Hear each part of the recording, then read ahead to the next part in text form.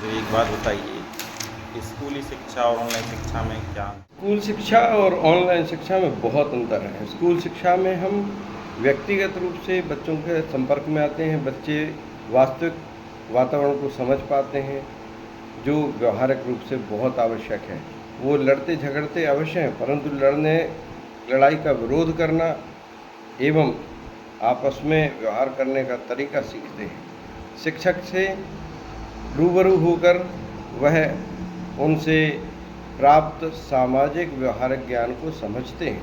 Online में वह mobile के अलावा किसी वातावरण को नहीं समझता। जो सिखाया जाता है वही सीखता है, व्यवहारिक ज्ञान प्राप्त नहीं करता है। इसलिए बहुत आवश्यक है कि बच्चे को स्कूल भेजा जाए, जिससे वह वास्तविक प्राकृतिक शिक्षा को प्राप्त कर सके, व्यवहारिक ज्ञान को सीख सके, सामाजिक गतिविधियों को समझ सके एवं हमारे द्वारा समाज के द्वारा किए गए आदर्शों का पालन कर सके। एक छोटा सा उदाहरण, एक घटना है। हमारे बुजुर्ग लोग कभी कभी सुनाते थे कि एक गांव में राजा अपने राज्य में भ्रमण के लिए निकलते हैं और वो जब दूसरे गांव को जाते हैं तो एक गांव में के बाहर एक जंगल पड़ जाता है। जैसे ही वो जंगल में चलते चलते उनको भूख का एहसास होता है तो वो अपने सेनापति से कहते हैं, सेनापति हमें कुछ भूख लग रही है। तो सेनापति ने अपनी मजबूरी को दर्शाते हुए कहा कि राजा साहब, जंगल में तो यहाँ कोई भोजन की व्यवस्था है नहीं, क्यों ना हम मन में कुछ विचार करके अपने पेट को भर लेते हैं, कुछ खाते हैं। तो राजा ने साहब ने कहा कि ऐसे? बोले मन में विचार बना कर लो कि हमारे पास में खिचड़ी है, तैयार कर लेते हैं और हम खा लेते हैं उस खिचड़ी को, बाद में एक गिलास पानी पी लेंगे और ऐसे ही नकली ढंग से हम डकार ले लेंगे। बोले ठीक है राजा साहब, आप अपना भोजन तैयार करो और हम अपना भोजन करते हैं तैयार। सेनापति एक जगह बैठ के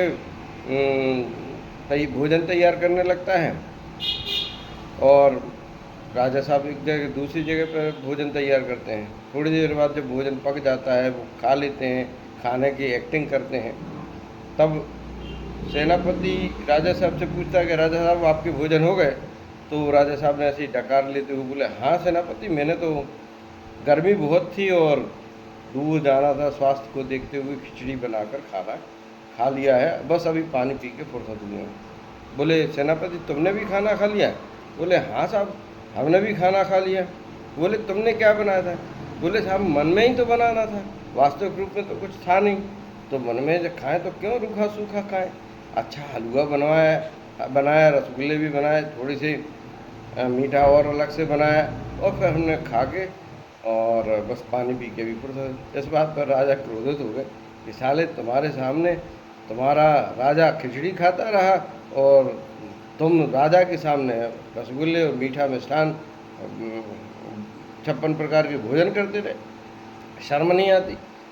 तो इस तरीके से हम व्यवहारिक ज्ञान को समझने के लिए हमें व्यवहारिक जीवन में उतरना भी पड़ेगा, तब हम समझ सकते हैं कि हम समाज में रहने के लिए क्या बेहतर तरीका है जिसको हम अपनाएं।